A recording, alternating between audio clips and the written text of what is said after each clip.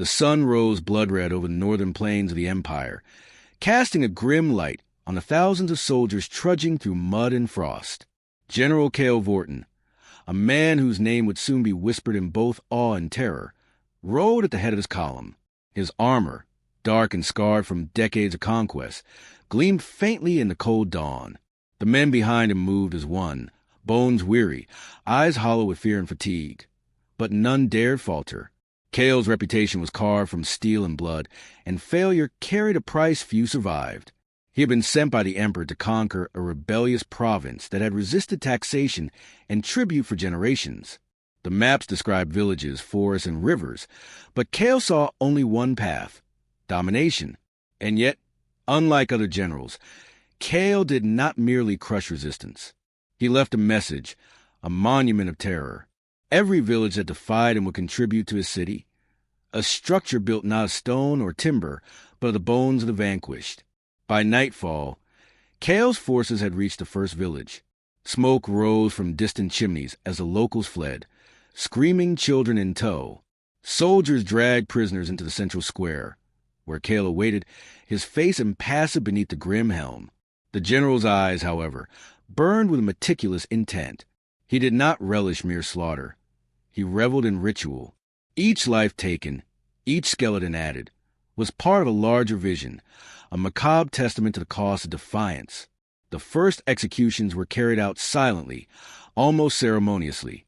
Limbs were stripped, skulls cleaned, and the bones catalogued, stacked with precision that unnerved even the hardened soldiers. Cale watched, walking among the piles of bones with the air of a sculptor, inspecting the symmetry, ensuring each addition fit the growing city of the dead. He whispered instructions to his lieutenants, his voice low but absolute. "Every bone tells a story," Cale said, gesturing to the skeletal towers rising against the moonlit horizon. "Every skull a warning. Let the Empire know rebellion will be immortalized in our city of bones." By dawn, the village lay in ruins.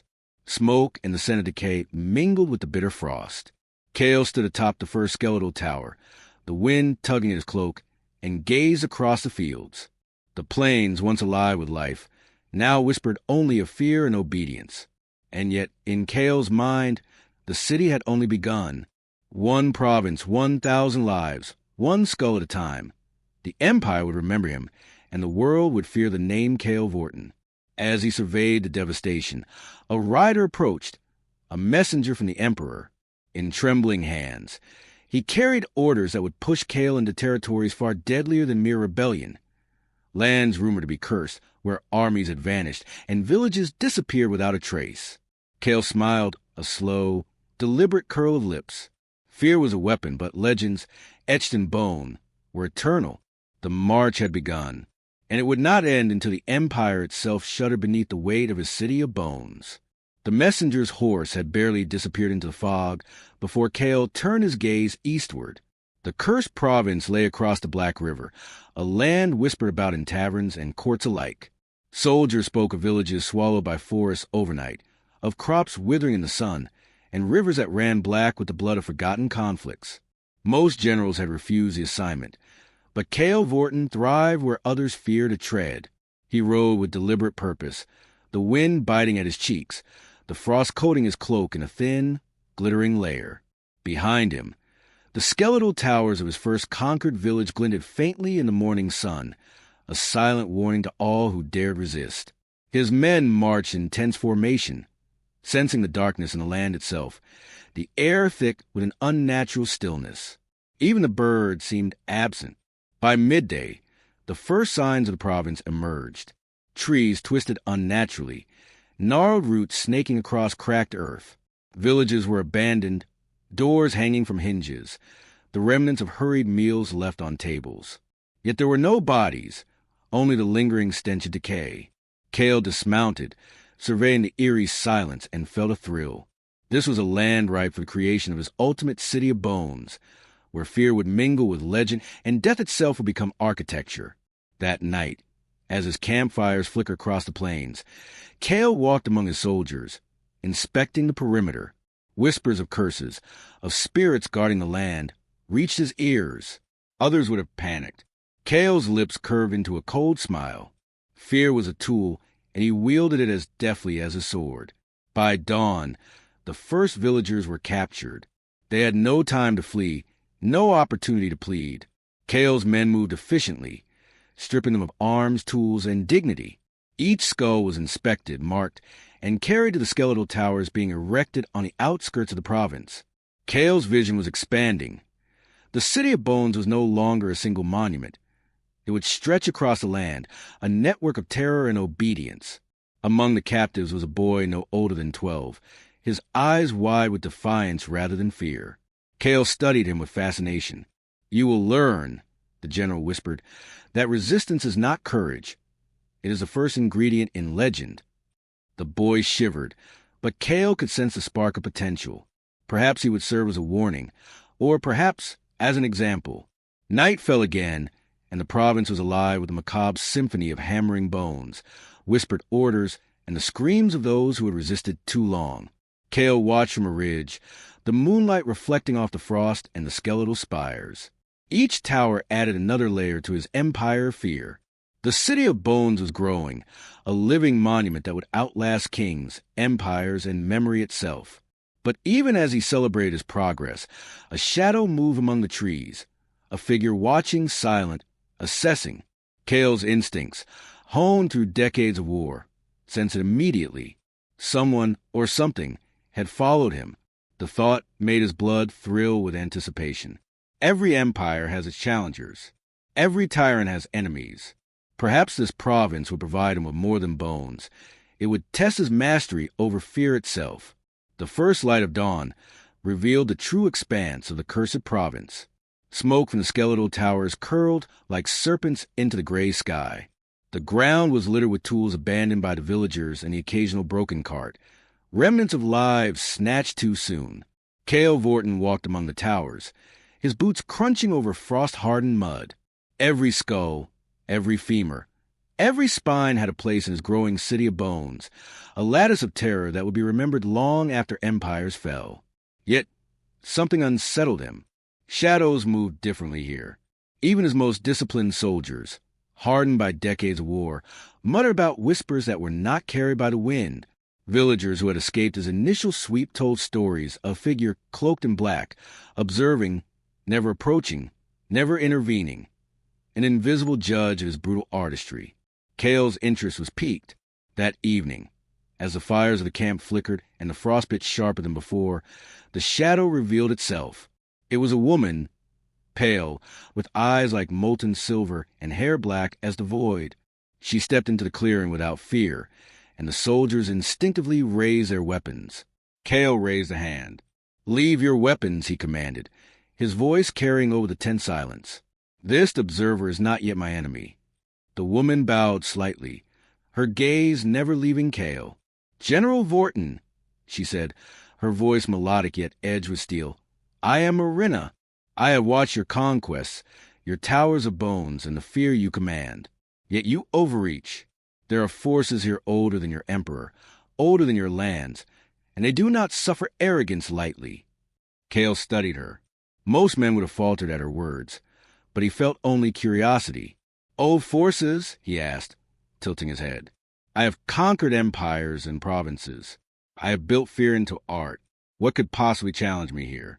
Marina stepped closer, her bare feet leaving no trace on the frozen ground. A city built on bones may endure, but it can also awaken what it consumes. You think these people are gone, yet their fear lingers, festers, and shapes what you cannot yet see. The land itself remembers, and now it watches you. A chill ran through the camp. Even Kale felt a whisper of unease, though he would not admit it. Marina's eyes glimmered, as if seeing through time itself. "Leave one village alive," she warned, "or your City of Bones will consume you before it consumes your enemies." Kale laughed, a sound devoid of mirth but heavy with command. "Fear is the only thing that builds empires, Marina. Life is temporary. Obedience is eternal. Leave me, or be added to the towers yourself." Marina's expression did not change. She vanished as suddenly as she appeared, leaving behind only a lingering sense of dread. Soldiers whispered of her presence for nights afterward, their courage strained by the memory of eyes that saw more than mortal men should. But Kale's mind was already turning the encounter into strategy. If a being such as this existed, it could either be a threat or a tool. Fear, after all, was only useful if it was managed, molded, and wielded. The City of Bones could grow and with it his legend, and perhaps even control over Marina herself.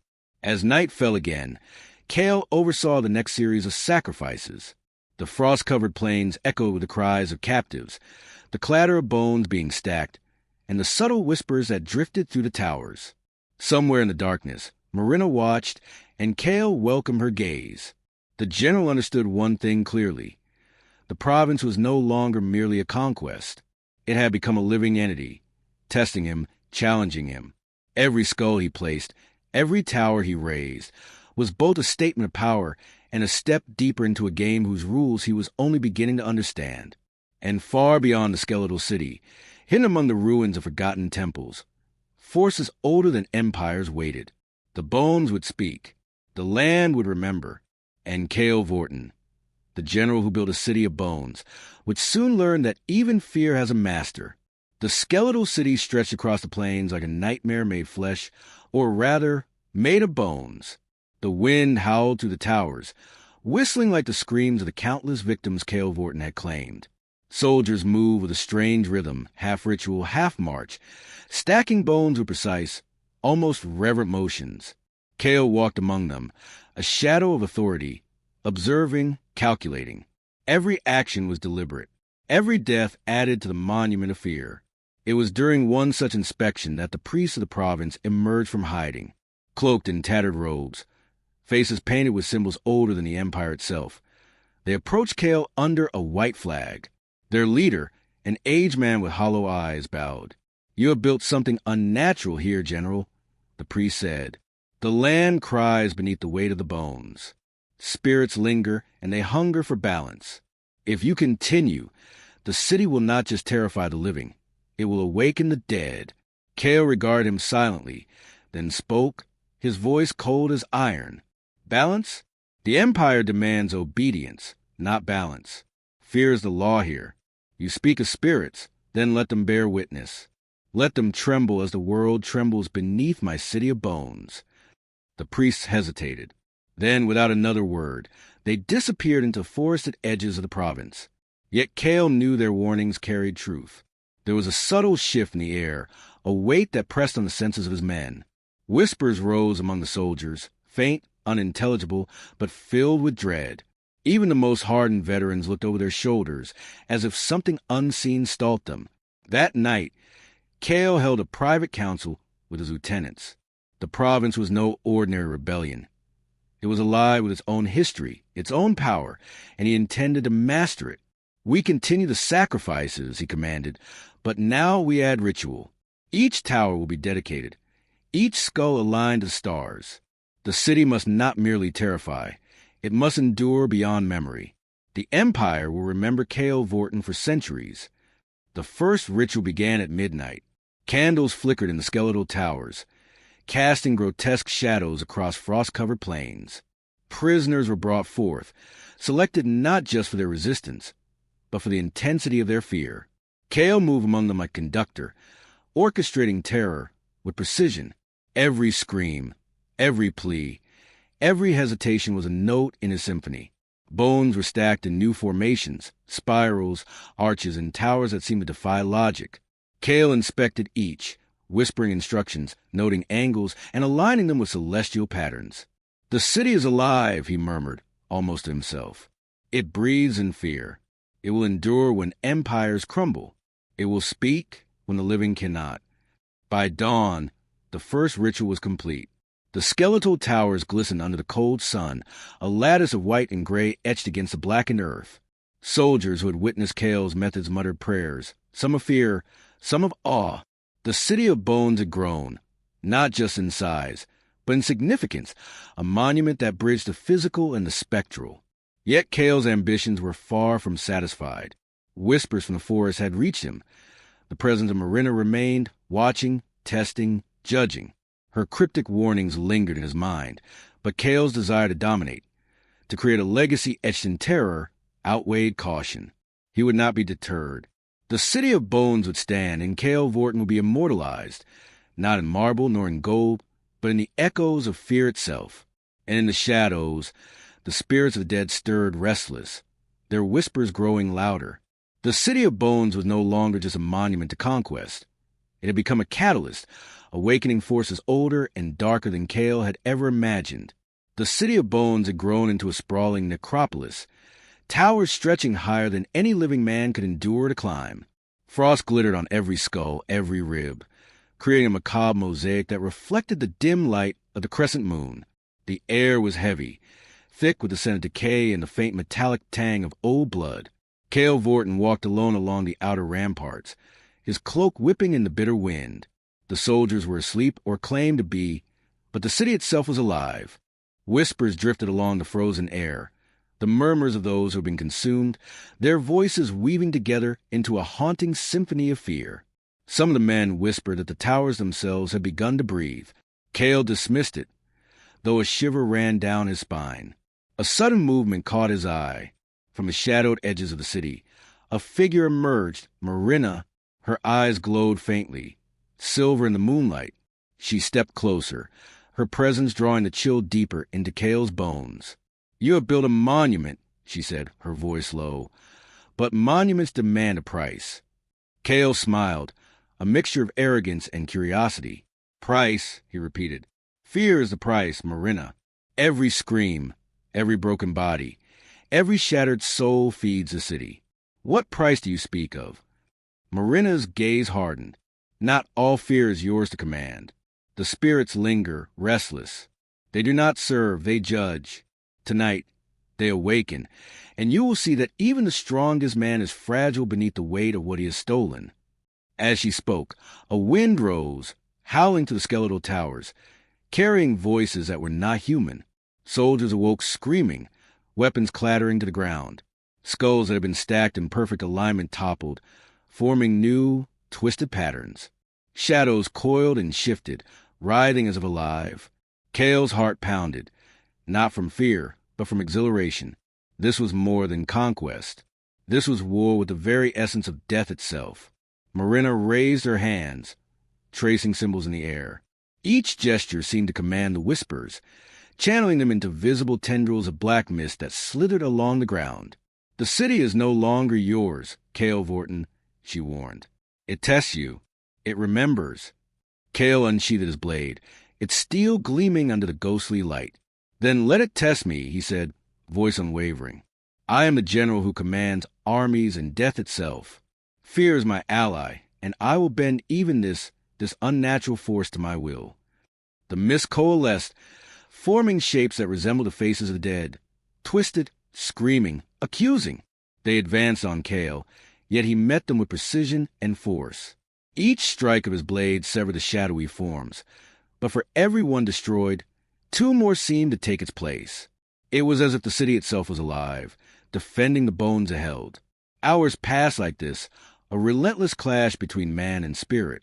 Cale realized that this night was a crucible, testing his cunning, his strength, and his resolve. The whispers grew louder, feeding on memories of his victims, amplifying the terror he had sown. Yet Cale also felt a thrill. The deeper the fear, the stronger he became. This was more than a city. It was a reflection of himself, his ambition, and his mastery over life and death.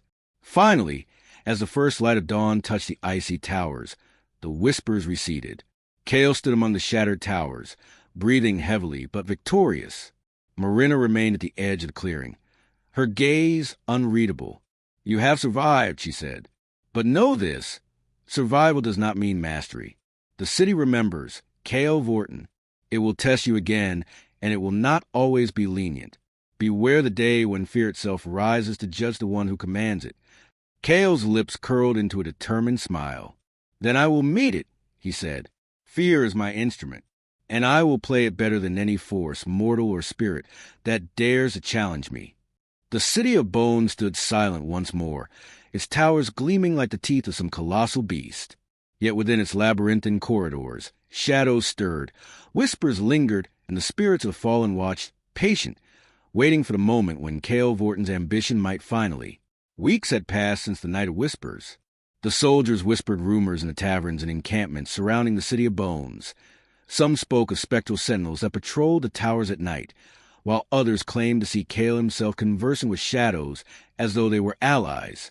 Yet Kale's ambition remained unshaken. The city was not merely a monument.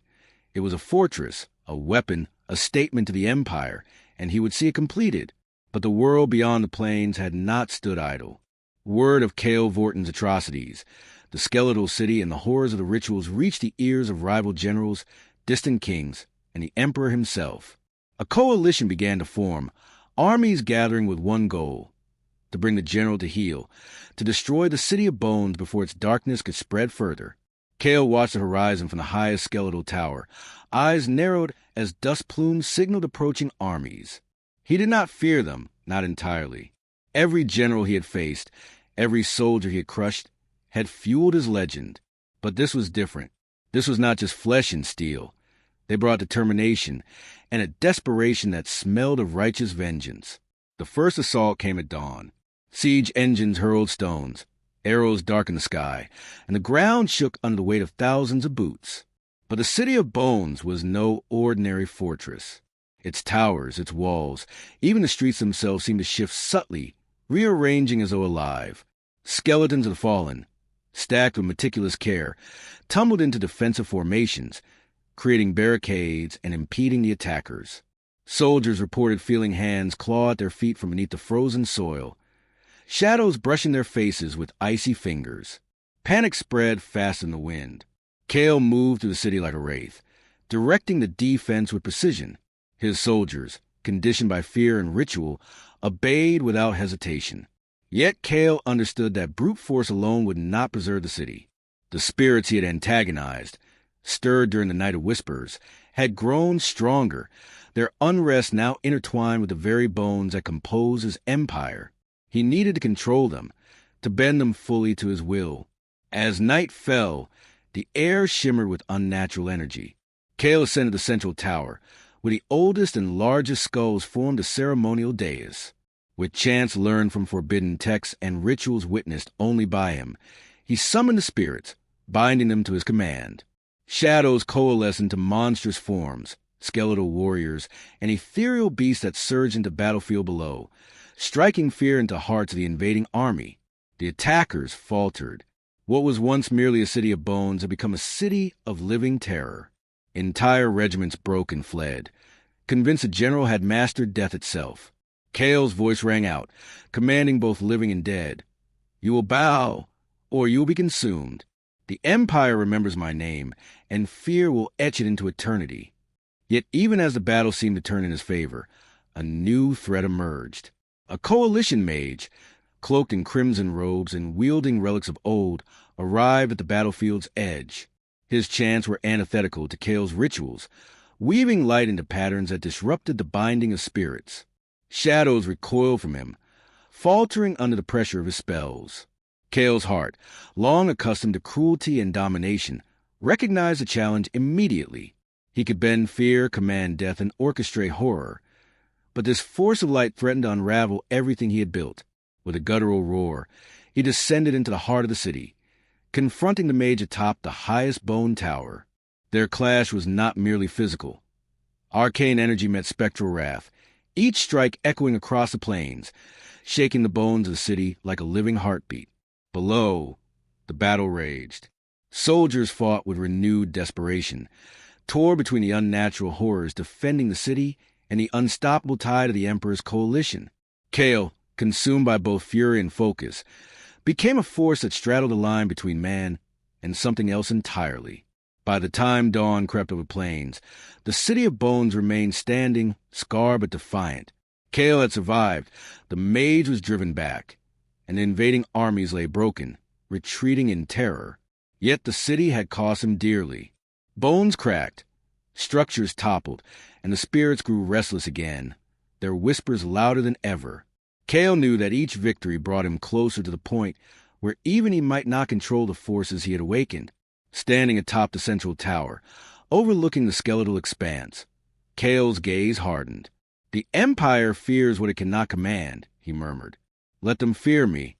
Let them remember. The city will endure, even if it consumes me in the end. In the shadows, unseen by any living eyes, the whispers coalesce into a single voice, chilling in its clarity. And so the feast continues. The city of bones loomed like a cathedral of nightmares under a storm-dark sky. Winds whipped through the skeletal towers, carrying the scent of decay and the whispers of the restless dead. Cale Vorton stood atop the central spire, his armor scratched, scorched, and bloodied from countless battles. The city he had built, fought for, and nourished with terror was alive, but now it teetered on the edge of ruin. The Emperor's coalition had returned, larger and more relentless than ever, with engines of war that threatened to topple the skeletal spires. Mages, their robes crackling with energy, chanted counter-rituals that strained the bones and spirits to the brink. Cale realized with a cold certainty that this final siege would test the limits of both his ambition and the unnatural forces he had commanded. He walked through the streets below, where his skeletal soldiers, animated by fear and ritual, stood sentinel. The bones groaned under the weight of the army pressing against the walls, their whispers growing into a chorus of dread and warning. Cale knew that tonight the city itself would demand a sacrifice. From the shadows emerged Marina, her silver eyes glinting with the knowledge of what Cale had wrought. "The city answers to more than you," she said, voice like a bell tolling doom. "Its hunger is insatiable. Control it, and it will serve you. Fail, and it will devour everything, including you." Cale's lips curled into a grim smile. "Then let it devour our enemies first." The final assault began. Siege engines hurled fire and stone, battering the towers and walls. Soldiers climbed, fought, and fell, but Cale's horrors rose against them. Skeletal figures lunged from battlements, ethereal hands dragged men into darkness, and the spirits of fallen twisted reality, sowing chaos among the invaders. Amidst the battle, Cale faced the coalition's chief mage on the central bridge. Their clash of power was cataclysmic. Spectral forces met arcane light, each strike resonating through the bones, cracking spires, and sending fragments tumbling into the abyss below. The mage's final incantation created a wave of purifying energy, and Cale felt the city shudder violently, as though the bones themselves were rebelling. Cale roared, drawing upon every ounce of fear, death, and rage he had commanded over the years. He unleashed a pulse that fused the living, dead, and spectral into a singular force of terror, shattering the mage's defenses. The battlefield went silent for a heartbeat. The city had chosen him, responding to his indomitable will. But power comes with a cost. The city's hunger, once manageable, became overwhelming.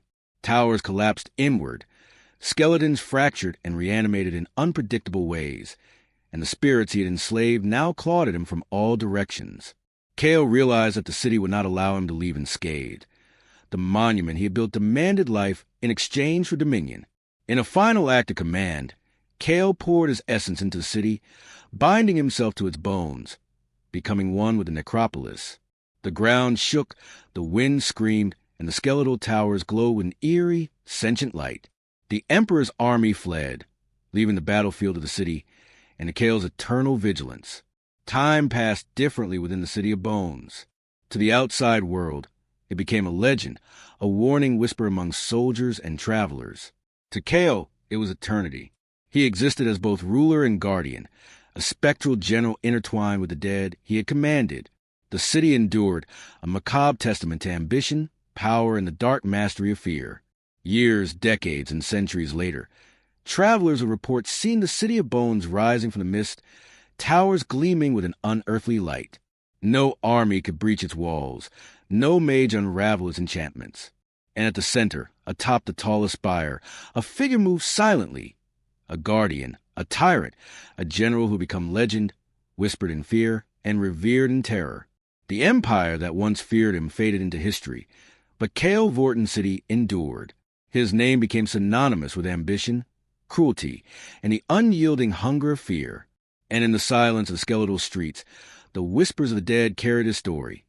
A story of a man who bent life and death to his will, created a monument no force could destroy. A city built not of stone or steel, but bones, fear, and the unrelenting shadow of power. The City of Bones was eternal, and so was its general.